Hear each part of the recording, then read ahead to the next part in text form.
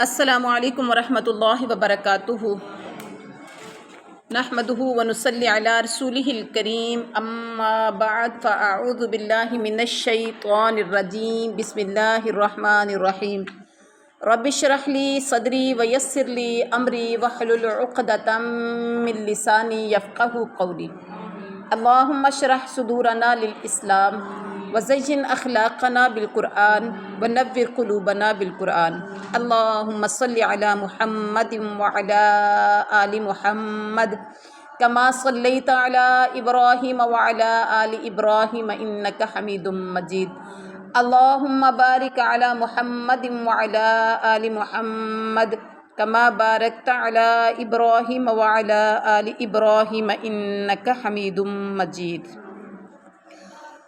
آج کا ہمارا لیسن سورۃ الانعام اور اس کا دوسرا رکوع،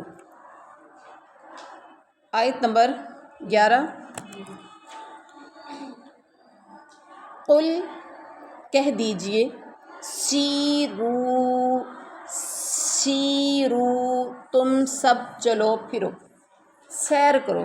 کہتے ہیں نا کہاں گئے تھے؟ سیر کو گئے تھے۔ سیر کا مطلب باہر چل کے آئے ہیں، ایسے ہی ہے۔ سیر، سیر، اسراء، سورت یہ 15ویں سپارے میں ہے نا سورت وہ اسراء، بنی اسرائیل۔ تو وہ معراج کی جو رات تھی، رات کو آپ صلی اللہ علیہ وسلم کا جو سفر تھا وہ اسراء کہلاتا ہے، مکہ سے بیت المقدس تک اسراء۔ سیر چلنا، فی الارض زمین میں، ثم انظروا پھر دیکھو تم، کیفا کیسا، کانا ہوا عاقبت المکذبین، عاقبت انجام، مکذبین جھٹلانے والوں کا۔ عاقبت کہتے ہیں نا اپنی عاقبت کی فکر کرو، عاقبت کا مطلب اپنے انجام کی فکر کرو۔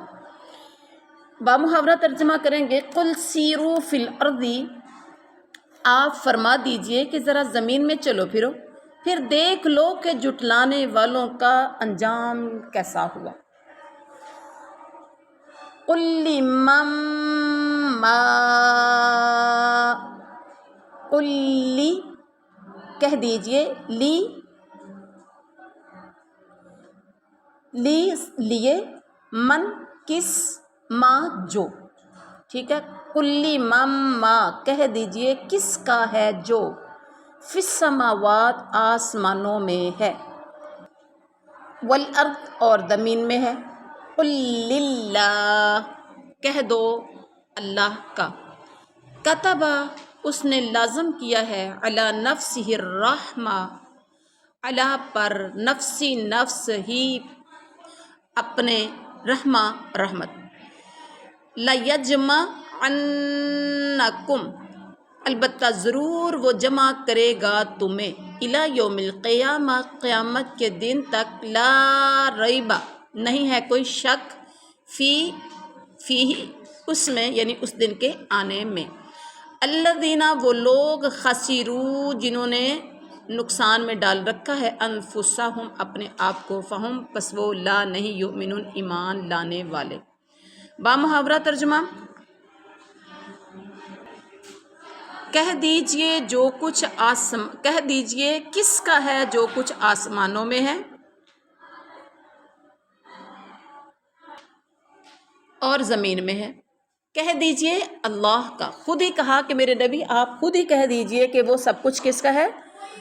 اللہ کا۔ یعنی کس کا ہے، کس کا مطلب کہ کس کی ملکیت ہے جو کچھ آسمانوں اور زمین میں ہے، کہہ دیجئے سب کچھ اللہ کا ہے۔ اللہ تعالیٰ نے رحم کرنا، علی نفسہ الرحمہ اللہ تعالیٰ نے مہربانی کرنا اپنے نفس پر لازم کر لیا ہے، البتہ وہ قیامت کے دن تمہیں ضرور جمع کرے گا، جس دن کے جمع کرنے میں کوئی شک نہیں ہے۔ پھر وہ لوگ جنہوں نے اپنے آپ کو نقصان میں ڈال رکھا ہے تو وہ تو ایمان نہیں لاتے، جنہوں نے اپنے آپ کو نقصان میں، گھاٹے میں ڈال رکھا ہے وہ ایمان نہیں لاتے۔ یہ سب کچھ سننے کے باوجود وہ ایمان نہیں لاتے۔ اب یہاں دیکھیے اس نے اپنے اوپر، یعنی اس آیت کو اگر ہم پڑھتے ہیں تو ہمیں میننگ صاف صاف سمجھ آ رہی ہے، کوئی ایسے نہیں ہے جس میں ہمیں سمجھ نہیں آئے گی۔ یہاں ایک بات سمجھنے والی ہے، کتب علی نفسہ الرحمہ، اس نے اپنے اوپر رحمت کو لازم کر لیا، مہربانی فرمانا لازم کر لیا۔ جس طرح حدیث میں نبی کریم صلی اللہ علیہ وسلم نے فرمایا کہ جب اللہ تعالیٰ نے مخلوق کو پیدا فرمایا تو عرش پہ یہ لکھ دیا، ان رحمتی تغلب غضبی۔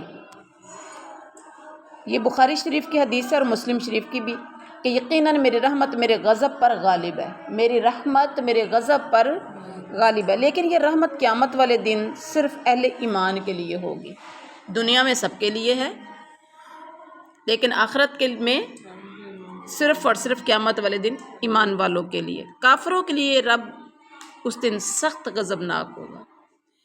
مطلب یہ ہے کہ دنیا میں تو اس کی رحمت یقیناً نام ہے، جس سے مومن اور کافر، نیک بد، فرما بردار نافرمان، سب اس سے فیض یاب ہو رہے ہیں۔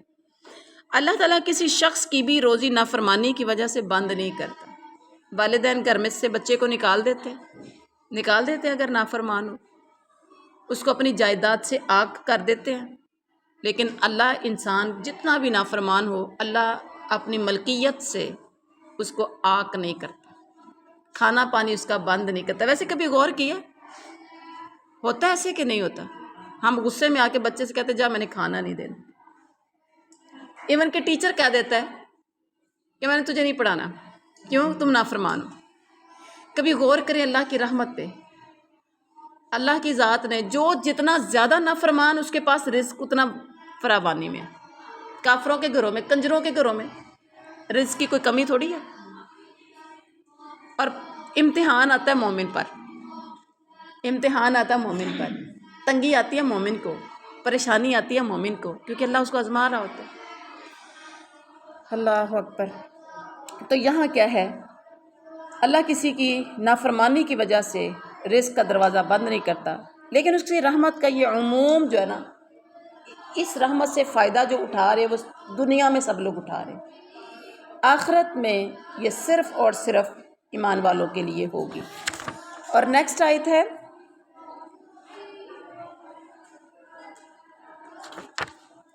وَلَهُ، اور اسی کی ہے، وَلَهُ، اور اسی کی ہے، کون ہے مخلوق؟ ماں، جو سکانہ، بستی ہے، سکون کرتی ہے، جو رہتی ہے، جو ٹھہرتی ہے، فی اللیل، رات میں، والنہار، اور دن میں، وَهُوَ السمیع العلیم، اور وہ خوب سننے والا جاننے والا ہے۔ بامحاورہ ترجمہ وَلَهُ مَا سَكَنَ فِي اللَّيْلِ وَالنَّهَارِ، اور اللہ ہی کی ملکیت ہے جو کچھ رات میں ہے اور جو کچھ دن میں ہے، وہ بھی ساری اللہ کی ہے، دن رات میں جو کچھ ہے وہ سب کچھ اللہ کا، اور وہ سننے والا جاننے والا ہے۔ قل کہہ دیجئے، اللہ اپنے نبی سے ہی مخاطب ہو کے فرما رہے، میرے نبی آپ فرما دیجئے، غیر اللہ، کیا اللہ کے علاوہ، اتخذ، میں بنا لوں، ذرا ان کا سب سے کیا آواز بچوں کو تھوڑی سی سلو کریں، اتخذ، میں بنا لوں، ولیًا، کسی کو مددگار، فاطر السماوات، جو کہ پیدا کرنے والا ہے آسمانوں، والارض، اور زمین کا، اور وہ یطعم، وہ کھلاتا ہے، اطعم یطعم، اطعام کا مطلب ہوتا ہے کھلانا، وہ کھلاتا ہے، وہو لا یطعم، اور وہ کھلایا نہیں جاتا،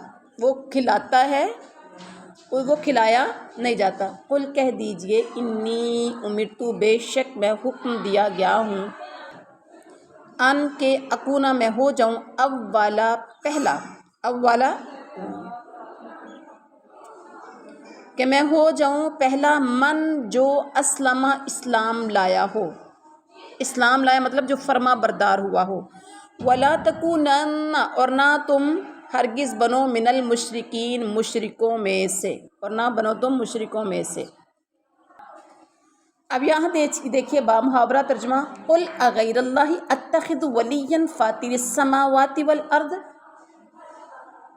آپ کہہ دیجئے کہ کیا اللہ کے سوا جو کہ آسمانوں اور زمین کا پیدا کرنے والا ہے، جو کہ کھانے کو دیتا ہے اور اسے کھلایا نہیں جاتا، میں کسی اور کو معبود بنا لوں، یعنی اللہ کو چھوڑ کر میں کسی اور کو معبود بنا لوں۔ کہہ دیجئے کہ مجھے حکم دیا گیا ہے کہ میں سب سے پہلا فرما بردار بنوں اور تم مشرکوں میں سے نہ بنو۔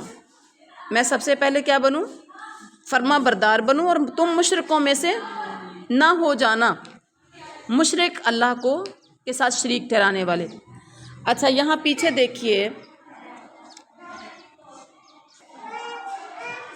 بڑے کمال کی بات کہی ہے، اللہ کرے اگر کسی کو سمجھ آ جائے اپنی توحید سمجھانے کے لیے کہ کیا میں جو زمین و آسمان کا پیدا کرنے والا ہے، جو کھلاتا ہے اور بیٹا اس کو لے کے جاؤ ادھر، جو کھلاتا ہے اور خود نہیں کھاتا، تو کیا میں اس کو چھوڑ کر کسی اور کو معبود بنا لوں؟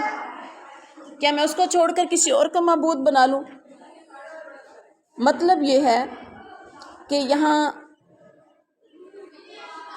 اتخذوا ولیا، اتخذوا ولیا پہ ذرا غور کریے۔ ولی کا مطلب کیا ہوتا ہے؟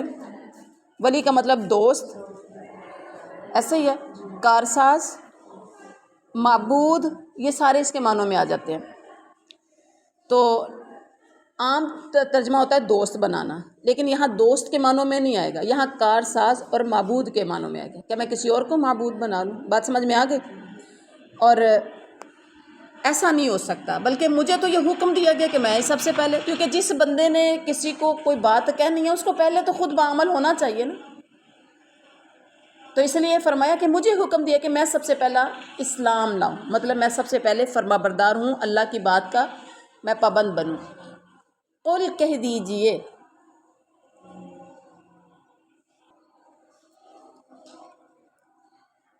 انی، کہہ دیجئے بے شک میں اخاف ڈرتا ہوں، ان اگر عصیتو میں نافرمانی کروں، ربی اپنے رب کی، عذاب یوم دن عظیم بڑے۔ بامحاورہ ترجمہ، آپ کہہ دیجئے کہ میں اگر اپنے رب کا کہنا نہ مانوں تو میں ایک بڑے دن کے عذاب سے ڈرتا ہوں، میں بڑے دن کے عذاب سے ڈرتا ہوں، یعنی اگر میں نے بھی اپنے رب کی نافرمانی کی، اللہ کو چھوڑ کر کسی اور کو معبود بنا لیا، تو میں بھی اللہ کے عذاب سے بچ نہیں سکتا، لہذا میں تو ڈرتا ہوں اس دن کے عذاب سے، میں نہیں ایسا کر سکتا۔ من یصرف عنہ، من یصرف جو شخص کے ٹال دیا گیا، عنہ اس سے، یومئذ اس دن، کیا عذاب، فقد تو یقیناً رحیمہ اللہ نے اس پر رحم کر دیا، وذالک اور یہ، وذالک الفوز العظیم اور یہ فوز ہے، کامیابی ہے مبین ظاہر۔ بامحاورہ ترجمہ، اور جس شخص سے اس روز اس دن وہ عذاب ہٹا دیا گیا، کون سا عذاب؟ پیچھے ہے نا کہ میں بڑے دن کے عذاب سے ڈرتا ہوں، جس دن سے اس دن جس شخص سے وہ عذاب ہٹا لیا جائے گا، سمجھ لیں جس سے ہٹا دیا جائے، سمجھ لیں اس پر اللہ نے بہت بڑا رحم کیا ہے۔ اللہم اجعلنا منہم، اللہ ہمیں ان میں سے کر دے جن سے اس دن عذاب ہٹا دیا جائے گا۔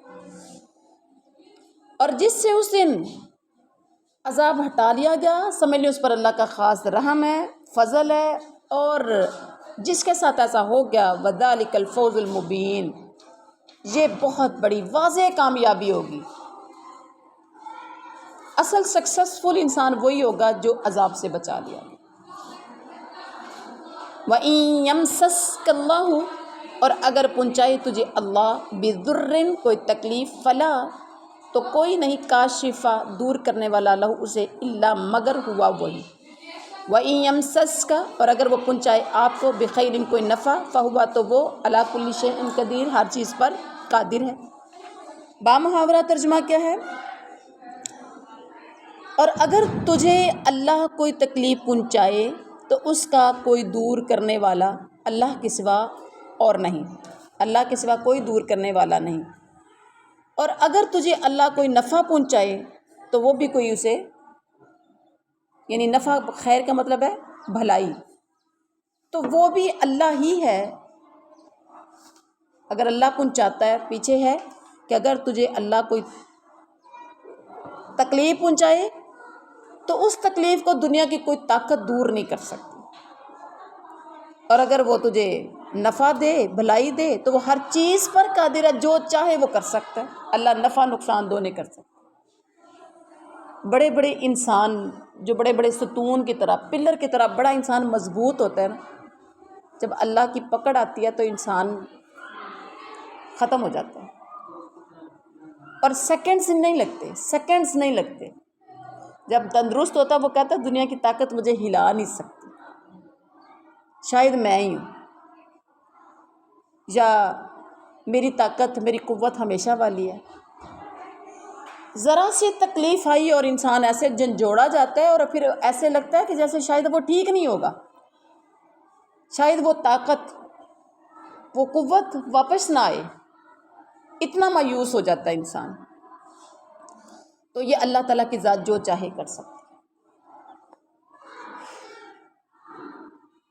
اور ابھی آیت کریمہ میں نفع اور نقصان کا مالک، کائنات میں ہر طرح کا تصرف کرنے والا صرف اللہ ہی ہے، اور اس کے حکم و قضاء کو کوئی رد نہیں کر سکتا۔ ایک حدیث میں اس مضمون کو اس طرح بیان کیا گیا ہے، اور یہ آپ لوگ سب ہر نماز یعنی فرض نماز کے بعد بھی یہ دعا ہم پڑھتے ہیں، اللہم لا مانع لما اعطیت ولا معطی لما منعت ولا ينفع ذا الجد منک الجد۔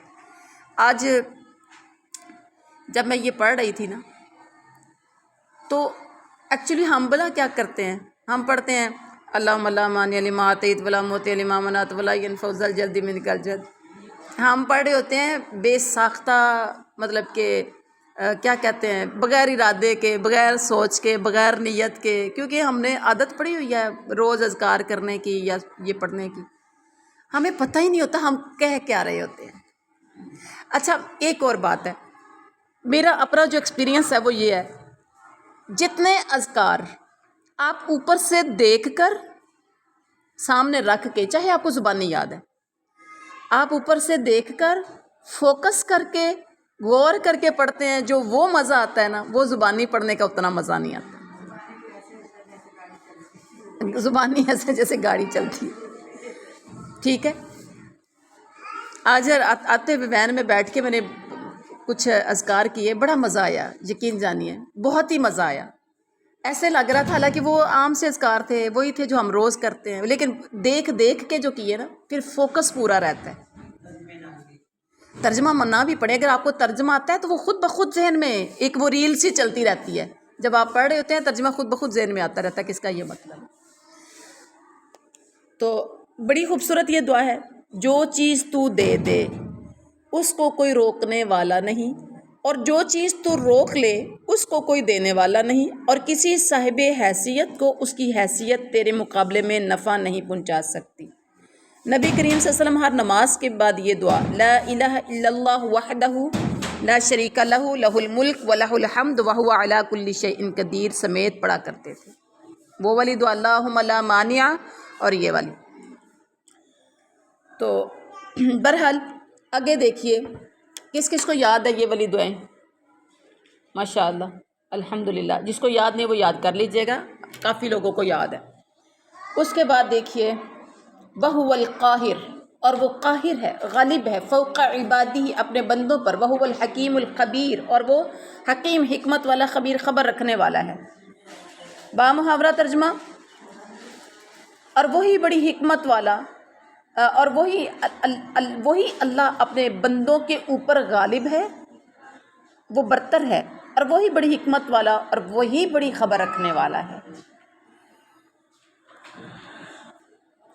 قل کہہ دیجئے ایو شیئن کون سی چیز اکبر زیادہ بڑی ہے، شہادہ گواہی میں، قل اللہ کہہ دو اللہ شہید گواہ ہے، بینی میرے درمیان، و بینکم اور تمہارے درمیان، و اوحی اور وحی کیا گیا، الیہ میری طرف، ھذا القرآن یہ قرآن، لانذرکم تاکہ میں تمہیں ڈراؤں، بھی اس کے ذریعے، و من بلغ اور جسے پہنچے اسے بھی، اِنَّکُم کیا تم لتشہدون گواہی دیتے ہو اَنَّ کہ بے شک مع اللہ اللہ کے ساتھ الہًا آلہۃ اخری کوئی دوسرا معبود ہے.